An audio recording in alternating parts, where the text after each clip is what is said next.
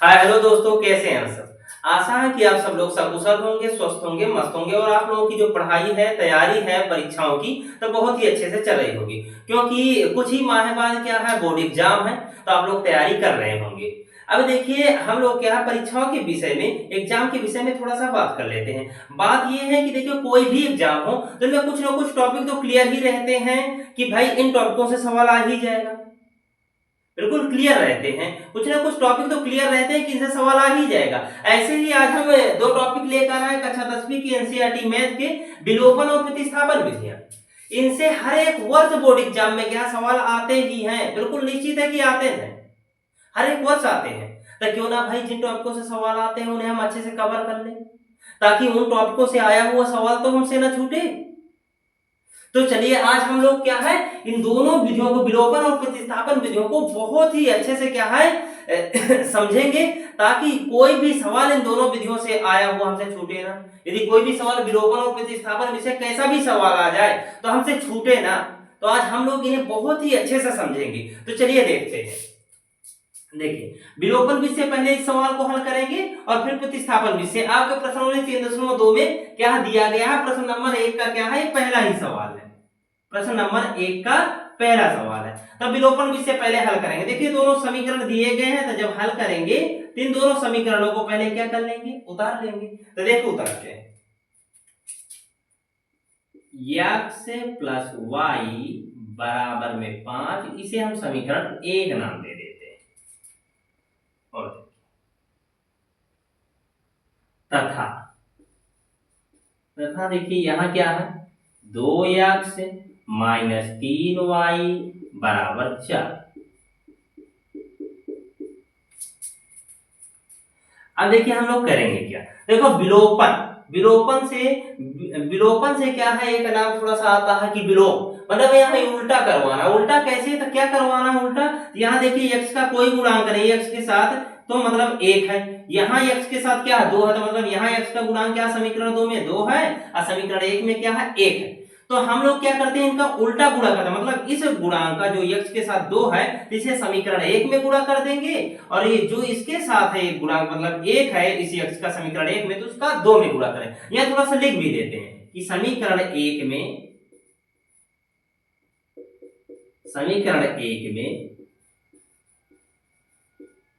2 का तथा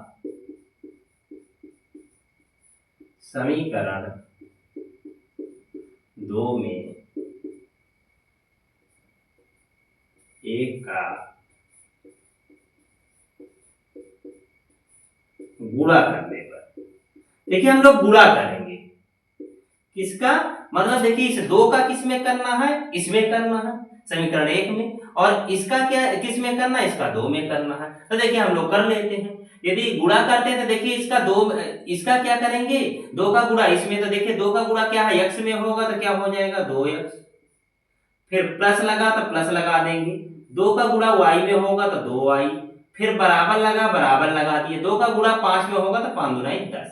ठीक है, फिर देखिए क्या हो जाएगा, इसमें गुणा किसका करना है, 1 का गुणा किसी भी संख्या में करेंगे तो वही आ जाएगा। तो यहाँ क्या आ जाएगा, 2x माइनस क्या है 3y बराबर में 4। अब देखिए, जब ऐसे समीकरण आ जाते हैं, अब इनका चिन्ह बदल देते हैं। चिन्ह बदलने का मतलब यहाँ यहाँ क्या है, इसमें यदि कोई चिन्ह नहीं तो मतलब क्या, प्लस है। तो यदि प्लस है तो इसमें क्या कर देंगे, माइनस, और यदि माइनस है तो क्या हो जाएगा, प्लस हो जाएगा, और यहाँ क्या हो जाएगा, प्लस है तो माइनस। फिर देखिए इन्हें करेंगे, ये एक माइनस के एक प्लस का, तो दोनों क्या हो जाएंगे, घट जाएंगे। और यहाँ देखिए ये भी प्लस का हो गया, अब ये चिन्ह माना जाएगा ना कि ये वाला, ठीक है, इसका प्लस चिन्ह हो गया, प्लस का 3y और प्लस का 2y, तो कितना हो जाएगा 5y। और बराबर में यहाँ देखो, यहाँ ये माइनस क्या है, प्लस का 10 में से 4 चला गया 6 आ गया। तो देखिए y बराबर क्या आ जाएगा 6, और बटा में क्या आ गया 5। ये y का मान आ गया, हो गया। देखिए सॉल्व भी हो गया, कितना सरल है। तो देखिए क्या y बराबर क्या आ गया 6/5। अब y के मान को हम लोग क्या, किसी भी एक समीकरण में, चाहे 1 में रख दे चाहे 2 में, y के मान को समीकरण 1 में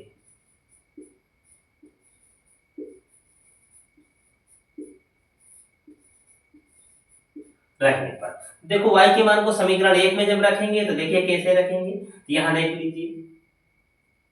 तो समीकरण 1 है क्या, x प्लस वाई बराबर में 5 है। तो देखिए x और प्लस लगा दी, y की जगह क्या रख देंगे 6 और बटा में क्या है 5 और बराबर में 5। फिर इसे क्या कर देंगे पक्षांतर। तो यहां से देखिए जब हम लोग क्या करेंगे पक्षांतर करने पर, पक्षांतर, तो जब पक्षांतर करेंगे तो देखिए क्या कर देंगे यहाँ, तो देखिए ये जो वैल्यू हो जाएगी, तो देखिए x बराबर बराबर क्या है 5 है। इसे हम लोग क्या ले जाएंगे, तो 6/5 को उस तरफ, तो इधर प्लस का उधर काय का हो जाएगा माइनस का 6/5। अब देखिए यहाँ कुछ नहीं दिया, लघुत्तम निकाल के हल करें। 1/5 का लघुत्तम क्या आता है 5 आता है। यहाँ फिर क्या है 5 के, इसे 1 का भाग 5 में, 5 का गुणा क्या हो जाएगा, 1 का भाग 5 में देंगे तो 5 आएगा, 5 का गुणा 5 में, तो 5 बचा क्या हो गया 25 माइनस 5 का भाग 5 में 1 आया, 1 का गुणा क्या 6 में, तो 6 आ गया। तो 25 में 6 गया तो 19 और बटे में क्या आ गया 5। हो गया, सॉल्व हो गया। देखिए विलोपन विधि कितनी सरल है।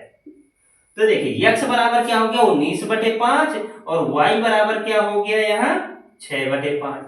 ये देखिए आंसर हो गया हमें विलोपन विधि से। अब इसी सवाल को हम लोग क्या प्रतिस्थापन विधि समझेंगे इसी सवाल में। तो देखिए अब बिल्कुल आपको क्या है, बिल्कुल डर नहीं लगना चाहिए सवालों से, बिल्कुल ही सरल है। देखिए विलोपन विधि, हमें गुणांकों का बस इधर उधर गुणा कर देना है, फिर हमें क्या कर लेना है घटा लेना है यहाँ चिन्ह परिवर्तित करके, हो गया। जैसे y का मान आएगा, y के मान को इन दोनों में से किसी समीकरण में रख देंगे। हम एक में रखे हैं, एक में जैसे हमने यहाँ देखो y की जगह 6/5 रख दिया, फिर इस 6/5 को उधर क्या है हम लोग क्या पक्षांतर किया तो माइनस का हो गया, फिर इन दोनों का लघुत्तम निकाल के हम लोग क्या हल कर दिए।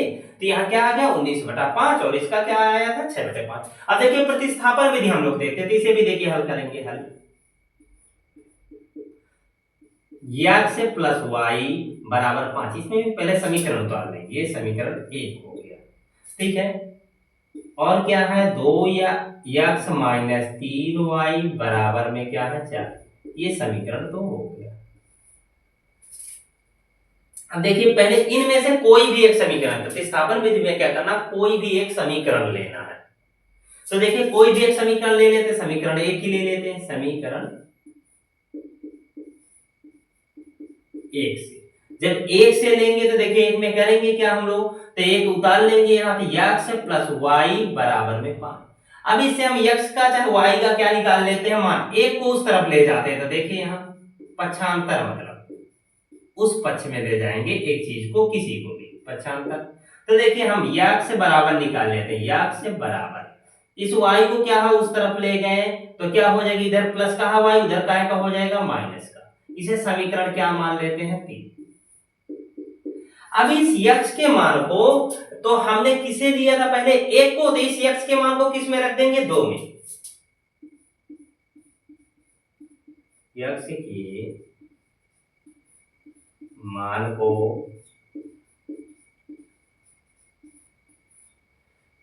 समीकरण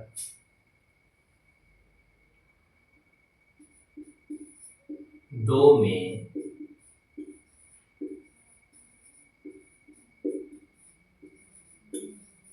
रखने पर, देखिए 2 में रखेंगे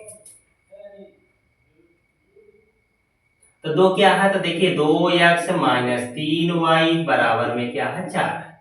अब देखिए हम लोग क्या x के जगह में रखते हैं, तो 2 रख दिए, x के जगह क्या रखेंगे 5 माइनस y, और यहाँ फिर क्या है माइनस 3y रख दिए, बराबर में क्या है 4। अब देखिए ये 2 का गुणा करो, 2 पंचे क्या हो जाएगा 10, 2 का गुणा y में तो 2y माइनस का 3y बराबर में क्या है 4। इस 10 को उस तरफ ट्रांसफर करेंगे, इधर क्या हो जाएगा, तो देखिए क्या हो जाएगा यहाँ इन दोनों माइनस किया तो माइनस में जोड़ जाएंगे, माइनस का 5y बराबर में 4 और माइनस का क्या हो जाएगा, उधर ये प्लस का है इधर तो उधर जाएगा माइनस का 10, फिर y बराबर माइनस का 6 बचेगा। यहाँ जब घटेगा देखिए माइनस आ जाएगा, माइनस का 6 बच जाएगा, यहाँ माइनस का क्या आ गया 5, ये वाला ये माइनस माइनस कट गया, मतलब y का मान क्या आ गया 6 और बटा में क्या है 5 आ गया। ये देखिए क्या है, ये प्रतिस्थापन विधि हम लोग सॉल्व कर रहे हैं। देखिए आंसर वही आएंगे क्योंकि प्रश्न एक है, किसी भी विषय हल करें तो आंसर वही आएंगे। अब देखिए इस y के मान को कहां रख देना है, y के मान को समीकरण किस में रखेंगे हम लोग समीकरण? तो देखिए समीकरण हम लोग क्या है, इसमें जो तीसरा निकाले हैं उसमें रख देंगे। अभी देखिए, अभी हम एक बार और आपको बता देंगे। तो देखिए यहाँ करना क्या है, यहाँ केवल दो समीकरण लोग उतार ले, फिर इन दोनों में से कोई भी एक समीकरण लेना और x का मान निकाल लिए, फिर x के मान को इस क्या समीकरण 2 में रख लिए, क्योंकि हमने एक लिया था, यदि दो लेते तो एक में रखते, अब हमने एक लिया था तो 2 में रखते, 2 में रख दिए तो y का मान आ गया, फिर y के मान को इसी समीकरण 3 में रख देना है। तो देखिए ये क्या है, x बराबर 5 माइनस y है, तो x बराबर 5 और माइनस y का मान क्या है 6 और बटा में क्या है 5। इन दोनों को क्या उसी प्रकार लघुत्तम लेके सॉल्व करेंगे, तो 1 5 का लघुत्तम वही 5 आया, फिर 1 का भाग 5 में तो 5 आ गया, 5 का गुणा 5 है, 5 में 25, फिर माइनस, फिर 5 का भाग 5 में 1 आया, 1 का गुणा 6 में तो क्या आ गया 6 आ गया। फिर x से बराबर देखिए 25 में से 6 गया तो कितना आ गया 19 और बटा में क्या है 5। अब देखिए ये आ गए हैं सर, तो x का मान क्या है 19/5 और y का मान क्या आया है, तो देखिए 6/5, वही तो आंसर है। देखिए सेम आया है दोनों में।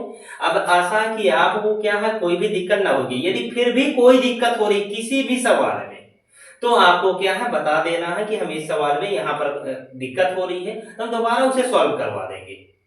लेकिन देखिए पढ़ना तो थोड़ा सा पड़ेगा, आपको मेहनत करना पड़ेगा, तैयारी करना चाहिए, इसलिए कि देखिए बोर्ड एग्जाम आ ही रहे हैं आपके पास में, तो तैयारी तो निश्चित है कि करना ही चाहिए आपको।